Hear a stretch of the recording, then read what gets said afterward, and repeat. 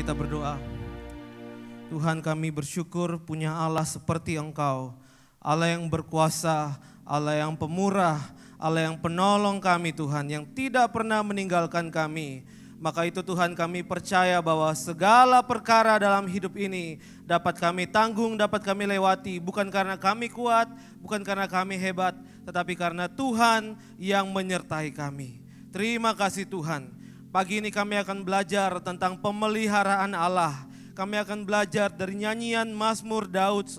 Kami mohon Tuhan kiranya mengurapi kami, memberkati kami sehingga firman-Nya akan diberitakan. Boleh menguatkan mereka yang lesu, boleh menguatkan mereka yang lelah untuk menghadapi setiap penderitaan, setiap masalah hidup ini dengan kuat. Terima kasih Tuhan. Di dalam nama Tuhan Yesus Kristus kami sudah berdoa. Amin.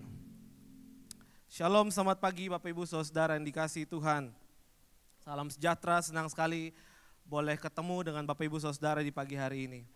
Bapak Ibu yang dikasihi Tuhan, pagi hari ini kita akan belajar dari satu tema, yaitu pemeliharaan Allah di balik nyanyian Daud, Saudara. Kita akan belajar melihat satu perspektif yang luar biasa tentang menghadapi penderitaan, menghadapi masalah dari perspektif Mazmur Daud, dari nyanyian Daud, Saudara. Kita akan melihat bahwa pentingnya kita punya perspektif yang benar sebagai orang Kristen dalam melihat pencobaan masalah yang terjadi dalam hidup kita. Yang kedua, kita akan belajar tentang bagaimana kita melihat perspektif Daud dalam menghadapi penderitaan. Dan yang ketiga, Bapak Ibu Saudara, kita akan bawa pulang dua pesan penting tentang bagaimana kita harus menghadapi penderitaan. Bapak Ibu Saudara sudah siap dengar firman Tuhan? Boleh kasih tos di kanan kirinya. Katakan bangun gitu ya. Puji nama Tuhan. Saudara, mari kita buka Mazmur 30. Kalau saudara bawa Alkitab boleh baca. Kalau tidak bawa boleh lihat di depan. Kalau tidak kelihatan boleh maju ke depan Bapak Ibu ya. Baik, mari kita baca sama-sama Mazmur 30 ayat 1 sampai ayatnya yang ke-13. Saya ayat 1 lalu Bapak Ibu Saudara ayat 2 sampai kita bergantian sampai 13. Mazmur 30, Mazmur nyanyian untuk pentabisan bait suci dari Daud, ayat 2 Bapak Ibu.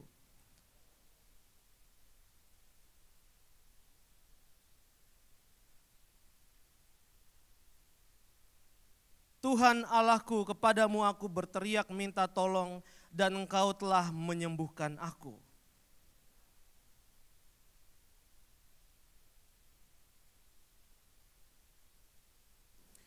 Nyanyikanlah mazmur bagi Tuhan, hai orang-orang yang dikasihinya, dan persembahkanlah syukur kepada nama-Nya yang kudus.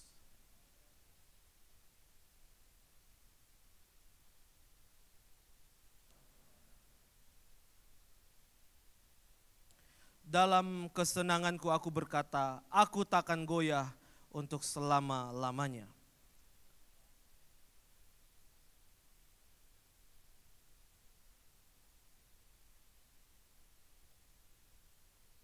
Kepadamu ya Tuhan aku berseru, dan kepada Tuhanku aku memohon.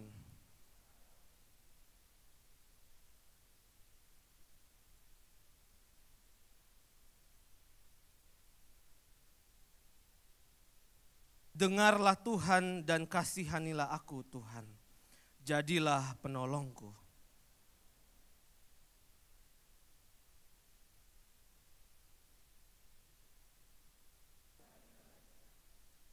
Sama-sama, supaya jiwaku menyanyikan mazmur bagimu dan jangan berdiam diri. Tuhan Allahku, untuk selama-lamanya aku mau menyanyikan syukur bagimu. Demikian firman Tuhan. Bapak Ibu Saudara yang dikasihi Tuhan, siapapun, apapun agamanya, mau dia agama Kristen sudah puluhan tahun atau baru percaya, atau dia punya harta banyak Bapak Ibu Saudara, apapun yang menjadi kebanggaan kekuatannya, orang itu tidak pernah lepas dari yang namanya masalah. Betul Bapak Ibu Saudara? Siapapun, seperti apapun dia, sekuat apapun dia, tidak ada orang yang lepas dari penderitaan. Selama orang itu hidup, dia pasti akan mengalami penderitaan. Dia pasti akan mengalami masalah. Tapi yang membedakan kita dengan orang-orang yang mengalami masalah Bapak Ibu Saudara adalah ketika kita punya perspektif yang benar dalam menghadapi penderitaan. Itu yang penting Bapak Ibu Saudara. Tanpa memiliki perspektif yang benar melihat masalah, melihat penderitaan yang terjadi dalam hidupnya, dia justru akan jadi orang yang kalah.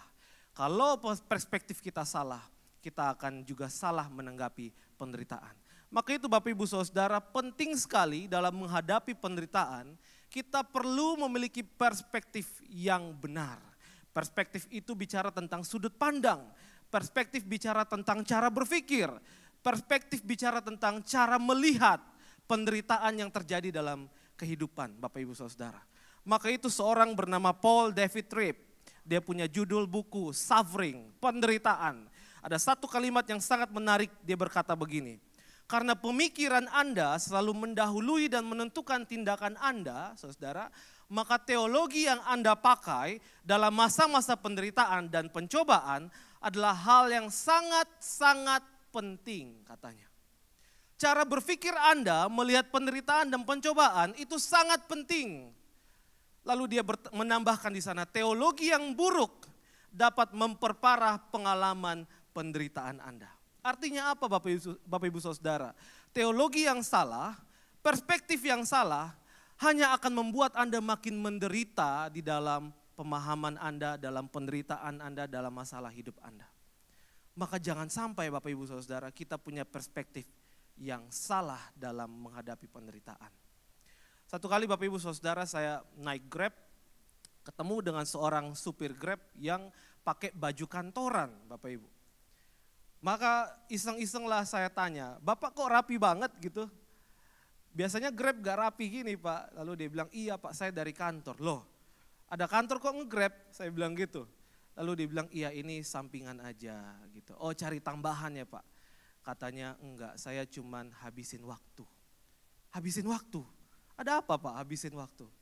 Lalu dia cerita, saya kalau lagi sendiri bawaannya pengen bunuh diri. Lagi gabut bawaannya pengen bunuh diri. Saya juga mulai takut Bapak Ibu ya, jangan-jangan dia tabrakin diri gitu ya, ayo kita mati bareng-bareng gitu.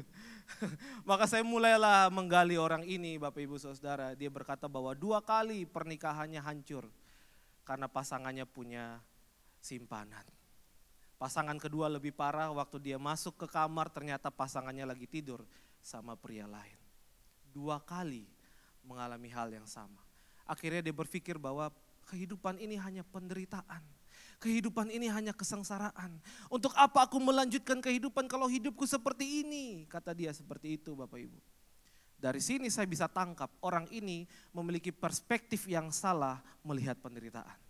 Bapak Ibu lihat, perspektif yang salah akan membuat kita memutuskan hal-hal yang salah dalam hidup kita.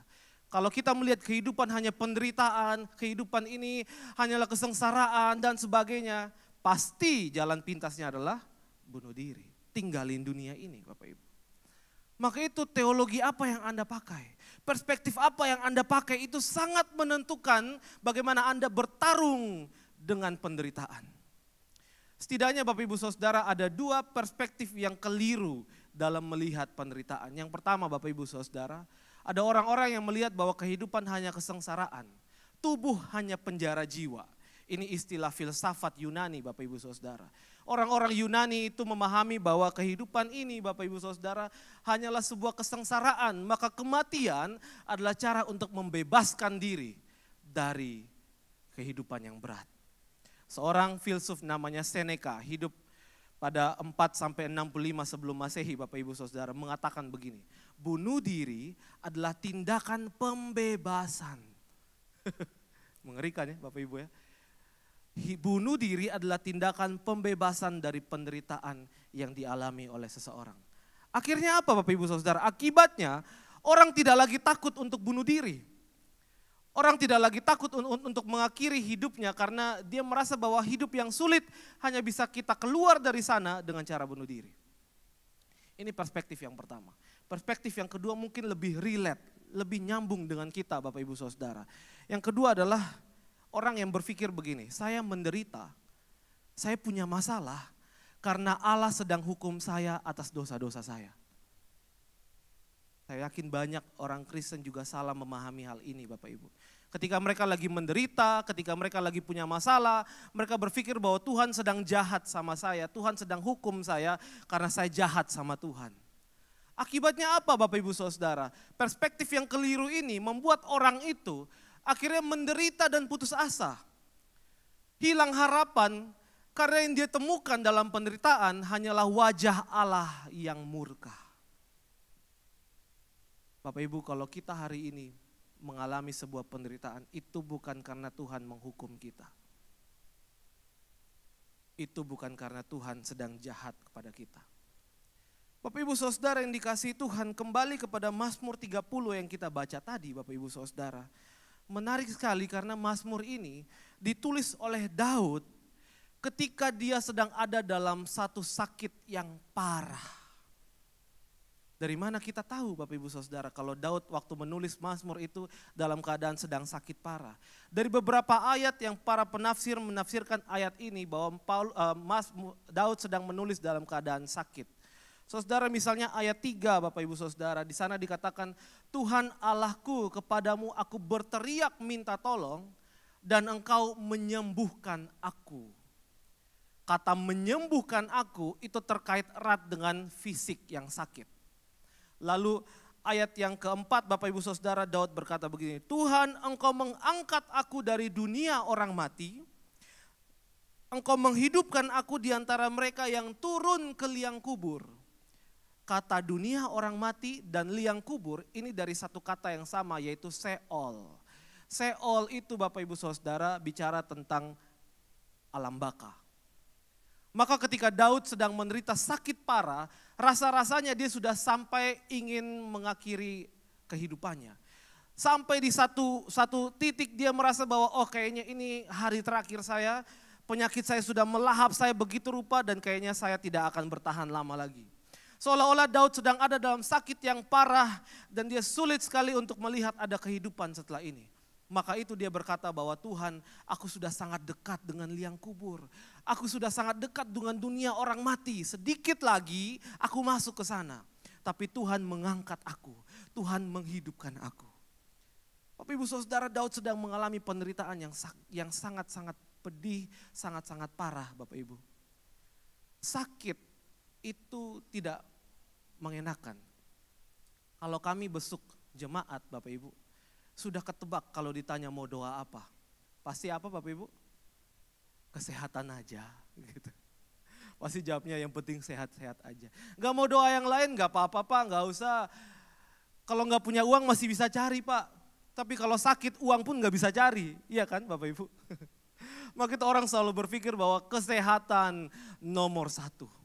Karena kalau sakit segala hal menjadi susah. Gak bisa kerja, gak bisa cari uang. Jadi beban lagi untuk orang lain. Nah saudara, menjadi sakit itu sangat tidak menyenangkan Bapak Ibu. Menjadi sakit itu sangat tidak enak. Maka itu Daud sedang merana Bapak Ibu Saudara. Dia seorang raja tapi dia sakit. Seolah-olah dia tidak berguna. Dia mau bergerak juga tidak bisa. Sakitnya begitu parah. Tapi yang menarik Bapak Ibu Saudara, ketika Daud menulis Mazmur ini dalam keadaan sakit, dia menulis justru bukan Mazmur ratapan, justru bukan Mazmur keluhan. Ketika dia sakit harusnya dia tulis Mazmur nyanyian keluhan, harusnya. Tetapi justru yang ditulis oleh Mazmur Daud ini adalah nyanyian syukur Bapak Ibu. Orang sakit kok syukur? Tapi itu yang tertera di sana Bapak Ibu Saudara, itu yang menjadi judul Mazmur ini. Daud bersyukur, Daud menyanyikan syukur Bapak Ibu. Kita lihat ayat 2, Daud berkata bahwa aku akan memuji engkau ya Tuhan. Lagi sakit tapi bilang aku akan memuji engkau. Lalu dia berkata lagi, nyanyikanlah mazmur bagi Tuhan hai orang-orang yang dikasihinya. Persembahkanlah syukur kepada namanya yang kudus. Lagi sakit tapi ajak orang nyanyikan mazmur. Give thanks to thee katanya. Ayat 13 dia berkata, untuk selama-lamanya aku mau menyanyikan syukur bagimu. Saudara, sangat aneh, Daud sakit tapi justru bersyukur. Daud sakit tapi justru menuliskan mazmur bersyukur. Harusnya keluhan, bukan bersyukur. Nah saudara, pertanyaannya sederhana. Apa yang membuat dia dapat menaikkan syukur di tengah penderitaan, bukan? Pertanyaannya, apa yang buat Daud kemudian bisa menaikkan syukur di tengah penderitaannya yang parah? Ayat 11 menjelaskan kepada kita, Bapak Ibu. Daud berkata, dengarlah Tuhan, oh hear Lord. Kasihanilah aku Tuhan, jadilah penolongku. Saudara, kenapa Daud bisa menaikkan syukur di tengah penderitaan? Karena dia mengenal Tuhan, Bapak Ibu. Ketika dia ada dalam penderitaan itu, matanya tidak tertuju kepada masalah. Matanya tidak tertuju pada kelemahan tubuhnya. Matanya tidak tertuju kepada penderitaannya. Tetapi matanya tertuju kepada Tuhan. Dia katakan, dengarlah Tuhan, kasihanilah aku. Tuhan jadilah penolongku, Bapak Ibu. Memang betul Daud sedang mengalami penderitaan yang berat, tapi perspektifnya Bapak Ibu Saudara, fokusnya bukan kepada penderitaannya, tapi kepada Tuhan yang dikenal sanggup menolong dia. Daud memiliki perspektif yang benar melihat penderitaan. Dia melihat Tuhan yang pemurah dan penolong. Sehingga Bapak Ibu Saudara, ketika ada penderitaan, fokus Daud bukan kepada sakitnya, fokus Daud bukan kepada kelemahannya Bapak Ibu Saudara, bukan ke sana. Tapi ketika dia sakit, dia memandang kepada Tuhan yang pemurah, dia memandang kepada Tuhan yang adalah penolong dia yang sejati. Dan saya mau katakan Bapak Ibu Saudara, inilah perspektif yang benar melihat penderitaan. Bapak Ibu Saudara yang mengerti boleh bilang amin. Bapak Ibu Saudara, inilah perspektif yang benar ketika kita berjumpa dengan penderitaan. Dan ketika Daud mengalami penderitaan yang berat tapi bisa melihat Tuhan, apa yang dia katakan Bapak Ibu. Aku yang meratap telah kau ubah jadi orang yang menari-nari. Kain kabungku, kain kabung bicara tentang kain orang berduka Bapak Ibu. Telah kau buka, pinggangku kau ikat dengan sukacita. Orang yang memandang kepada Tuhan dalam penderitaannya akan bisa mengatakan kalimat yang sama seperti Daud. Amin Bapak Ibu Saudara. Bapak Ibu Saudara, apa yang bisa kita pelajari dari perspektif Daud melihat penderitaan? Yang pertama Bapak Ibu Saudara, perspektif teologi yang benar melihat penderitaan. Ketika kita punya masalah, ketika kita punya penderitaan. Yang pertama Bapak Ibu Saudara, percayalah bahwa penderitaan yang saya alami tidak lebih besar daripada kasih sayang Tuhan. Yang percaya katakan amin. Yes. Setiap kali kita mengalami penderitaan, masalah apapun, katakan pada diri Bapak Ibu bahwa masalah ini tidak lebih besar daripada kasih sayang Tuhan kepada diri kita.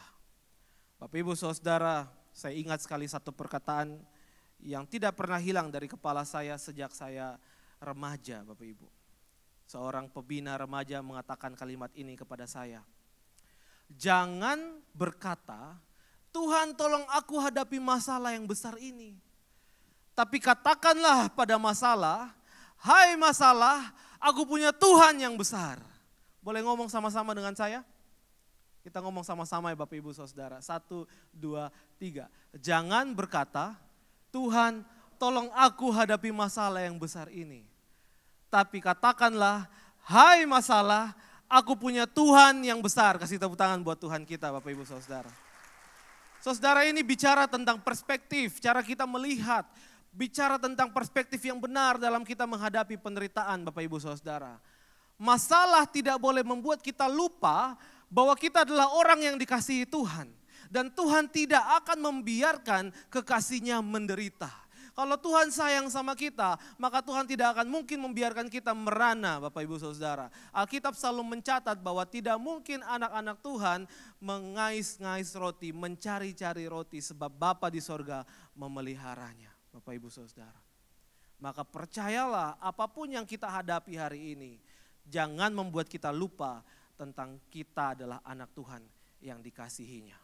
Bapak Ibu Saudara, Paul David Tripp mengatakan penderitaan dan kesulitan hidup yang Anda alami tidak boleh mendefinisikan diri Anda dan tidak boleh mengubah identitas Anda. Amin Bapak Ibu.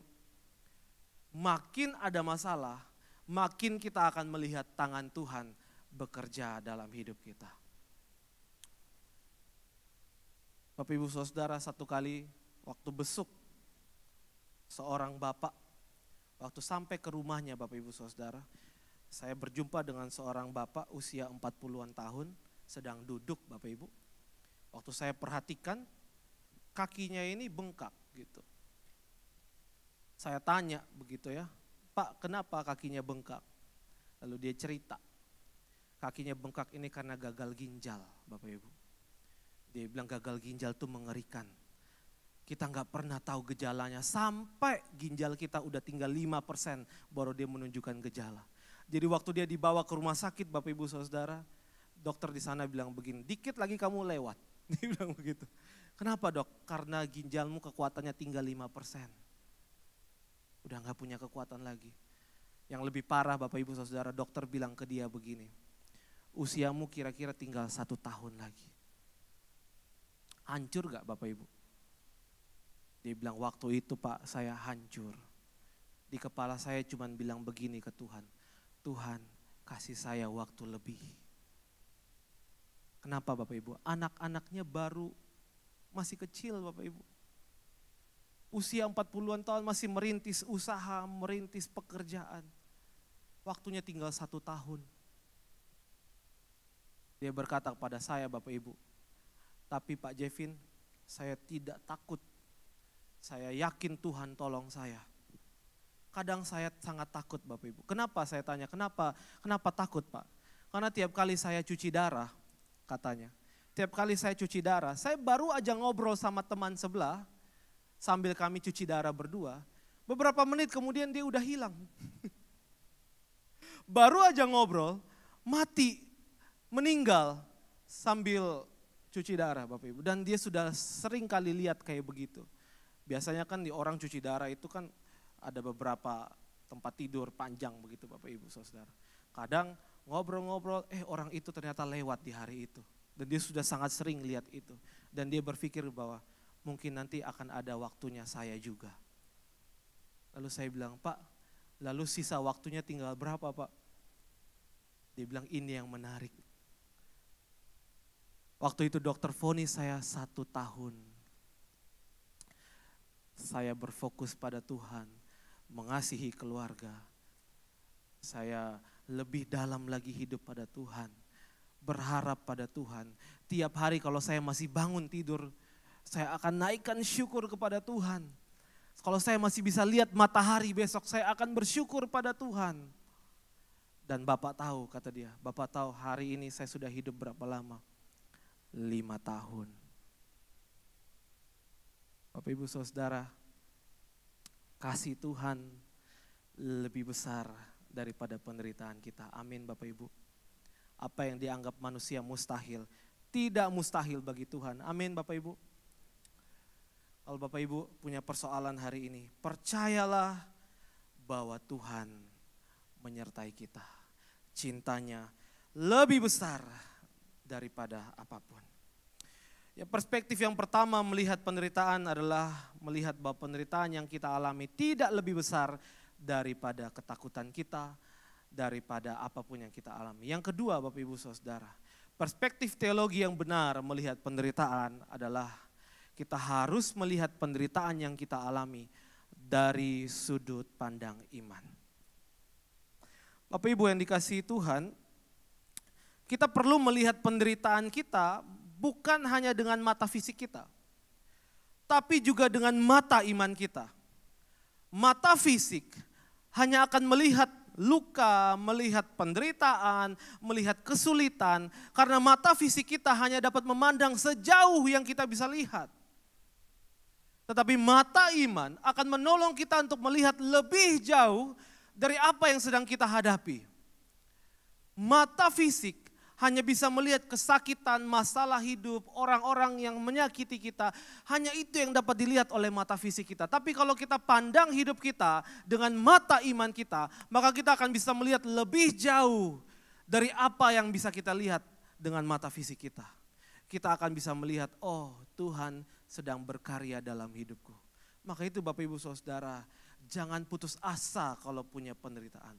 Jangan putus asa, jangan kalah dengan penderitaan, jangan kalah dengan masalah. Sebab kalau kita melihat dengan mata fisik, pasti kita nggak sanggup menghadapinya. Tapi kalau kita melihat dengan mata iman kita akan lihat bahwa Tuhan sedang merenda hari yang baik untuk saya. Amin Bapak Ibu. Ini perspektif yang benar dalam kita melihat penderitaan.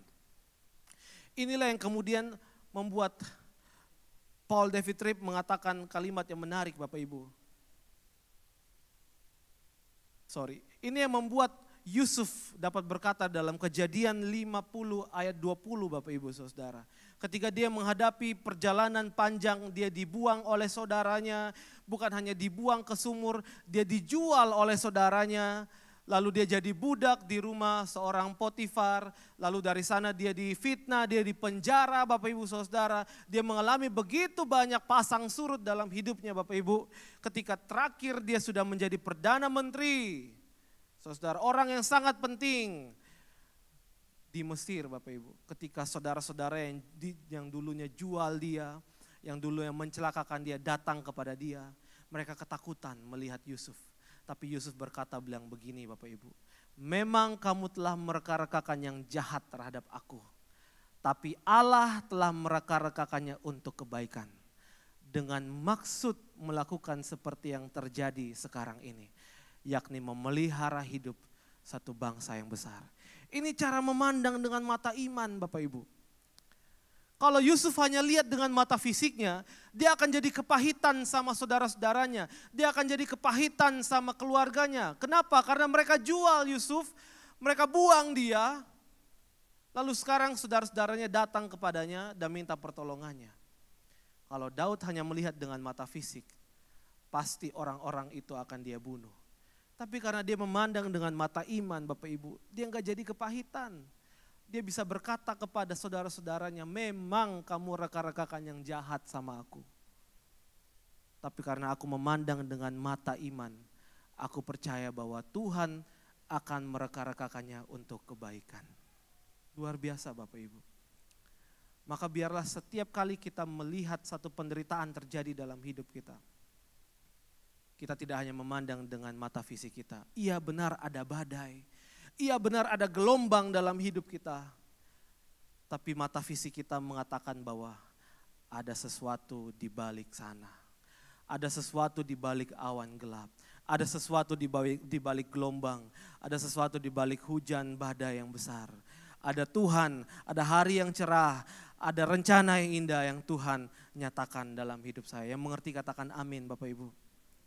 Ini yang harus jadi pengharapan kita. Ini yang harus jadi perspektif teologi kita yang benar Bapak Ibu.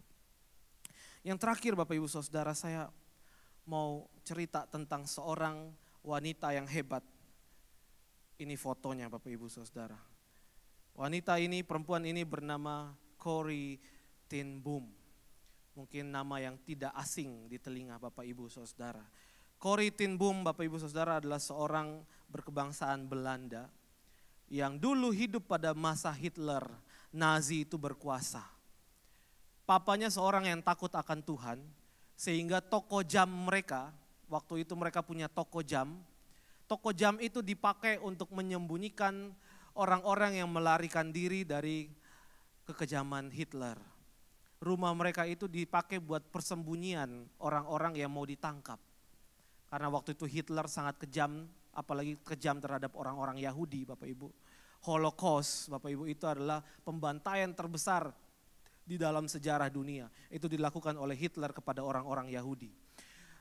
Corrie ten Boom dan keluarganya orang yang sayang sama Tuhan dan sayang sama orang-orang itu, peduli sama orang-orang itu, sehingga rumah mereka dipakai buat persembunyian orang-orang itu. Sampai kemudian persembunyian ini terbongkar dan Corrie satu keluarga Bapak Ibu ditangkap dan dimasukkan ke kamp konsentrasi. Dia punya saudara namanya Betsy, Corrie dan Betsy, lalu papanya meninggal di dalam kamp konsentrasi karena penyiksaan yang luar biasa. Dan tiap hari Bapak Ibu, di dalam bukunya Corrie mengatakan tiap hari kakaknya dan dia itu mengalami penyiksaan yang luar biasa dari penjaga-penjaga. Sudah sangat sering dia melihat saudaranya itu disiksa, dipukuli, diperkosa Bapak Ibu. sampai saudaranya itu mati di kamp konsentrasi. Lalu ditanyalah kepada Kori ini, apakah kamu kepahitan terhadap orang-orang Jerman yang menyiksa kamu? Kori berkata begini, setiap kali mereka menyiksa saudaraku, aku berdoa sama Tuhan, beri aku kesabaran. Dan Tuhan, aku bersyukur ada di tempat ini. Mata fisiknya melihat penyiksaan, mata fisiknya melihat ketidakadilan, tapi mata imannya tidak bisa berbohong bahwa dia yakin Tuhan yang dia percaya akan tolong dia, Bapak Ibu. Dan perang dunia berakhir, Kori ini kemudian bebas dengan tawanan-tawanan yang masih hidup, Bapak Ibu Saudara. Dan kehidupan daripada Kori dihabiskan untuk menjadi pembicara, men-sharingkan kehidupannya, dan banyak buku yang dia tulis. Satu buku yang dia tulis, Bapak Ibu, judulnya He Cares for You. Dia peduli padamu. Dia cerita tentang penderitaan yang dia alami. Namun apa yang dia katakan, Bapak Ibu Saudara? Dia bilang begini, ketika penderitaan itu datang, marilah kita melihat lebih banyak lagi kepada Yesus. Bukan kepada diri kita atau penderitaan kita. Marilah kita tidak memikirkan keributan di sekeliling kita, tetapi Dia. Maka kita bisa berjalan di atas gelombang.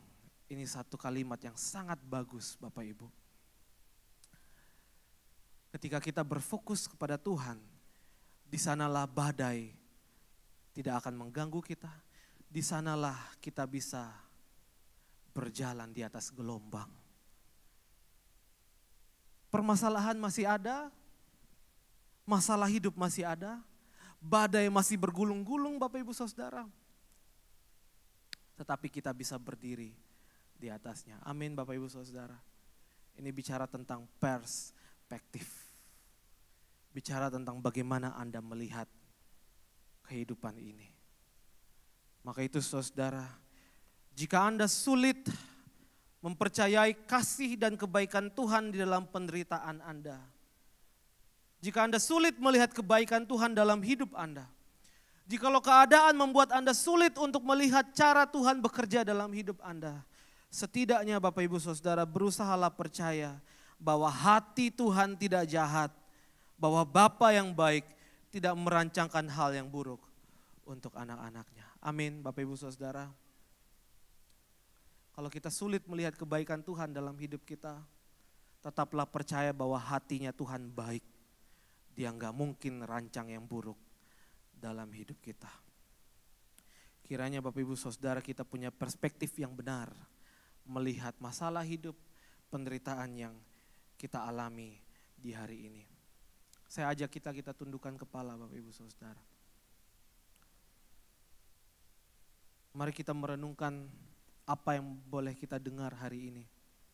Firman Tuhan yang boleh diberitakan kepada kita.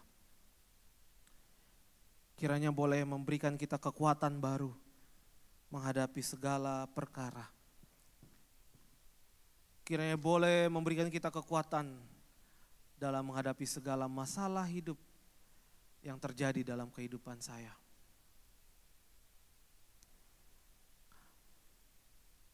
Jikalau engkau ada dalam satu kesulitan hidup, naikkanlah doamu kepada Tuhan. Dan yakinlah bahwa Dia tidak meninggalkan engkau. Dia selalu ada beserta dengan engkau. Jangan sampai perspektif yang salah mengubah cara pandangmu kepada Tuhan. Jangan sampai masalah hidup mengubah identitasmu sebagai anak yang Tuhan kasihi. Sebab Tuhan tidak pernah meninggalkan engkau.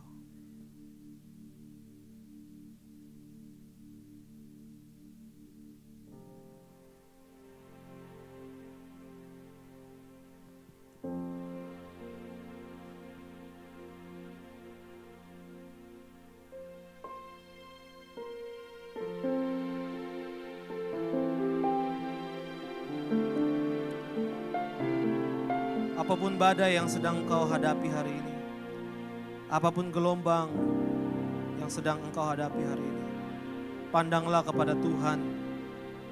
Dia sanggup menolong engkau. dia sanggup menolong kau. Segala perkara dapat ku tangguh di dalam Dia yang memberi kekuatan. Tuhan Yesus penolong dan sahabat, tetap percaya Tuhan setia. Segala perkara dapat ku tangguh. Amin. Ini doa kami Tuhan. Ini keyakinan kami Tuhan. Ini iman kami Tuhan. Yes. Tuhan Yesus penolong dan sahabat, tetap percaya Tuhan setia. Segala perkara dapat ku tangguh. Kami yakin Tuhan segala perkara dapat kami tangguh, karena kami berfokus pada Engkau Tuhan. Tuhan Yesus penolong dan sahabat. Amin. Tetap percaya Tuhan setia. Tetap percaya Tuhan setia. Tetap percaya Tuhan setia. Tetap percaya. Tetap percaya Tuhan setia. Tuhan Yesus, kami bersyukur untuk firman Tuhan yang boleh kami dengar di pagi hari ini. Dan kami percaya Tuhan, di dalam penderitaan, di dalam kesulitan, di dalam apapun yang akan kami hadapi, kami bisa jadi seperti Daud Tuhan, yang tidak takut apa yang dia hadapi. Di dalam kelemahannya, di dalam penderitaannya, justru dia menaikkan syukur. Karena dia tahu, dia kenal siapa Tuhan yang dia percaya, siapa Tuhan yang memeluknya, siapa Tuhan yang mendampinginya. Tuhan yang tidak pernah gagal, Tuhan yang tidak pernah meninggalkannya, Tuhan yang adalah Maha Pemurah, Tuhan yang adalah penolongnya yang sejati. Maka itu hamba berdoa Tuhan untuk jemaat-Mu di saat ini Tuhan. Apapun yang mereka hadapi, biarlah mereka terus berharap dan bersandar kepada Tuhan. Engkau tahu mungkin di antara jemaat-Mu ada mereka yang sedang bergumul berat dengan keluarga mereka. Atau ada yang sedang bergumul berat dengan pekerjaan mereka Tuhan. Kami percaya bahwa Kau akan menolong mereka. Mungkin juga ada mereka yang bergumul dengan keluarga mereka, kerabat mereka yang sedang sakit. Oh Tuhan, Engkau juga jamah mereka ya Bapa. Berikan mereka damai sejahtera, kekuatan di tengah-tengah penderitaan. Hamba berdoa Tuhan, kiranya jemaat-Mu Tuhan dikuatkan. Mereka yang mungkin beberapa waktu lalu sedang ada dalam depresi yang berat, kehilangan harapan, mulai putus asa. Mereka menangis, tidak ada seorang pun yang tahu. Tapi kami percaya bahwa Tuhan tahu teriakan mereka, Tuhan tahu jeritan hati mereka. Maka biarlah Tuhan Engkau yang menjawab mereka, Engkau yang menyertai mereka, membalut luka hati mereka, memberikan mereka kekuatan, dan biarlah mereka semakin memandang kepada Tuhan. Karena mereka tahu Tuhan terlebih besar dari apapun yang mereka hadapi. Karena mereka percaya bahwa cinta Tuhan terlebih besar dari apapun yang mereka hadapi. Terima kasih Tuhan. Hanya di dalam satu nama penolong kami yang sejati, nama Yesus Kristus, kami berdoa. Semua yang percaya kita katakan amin. Tuhan berkati Bapak Ibu Saudara pagi ini.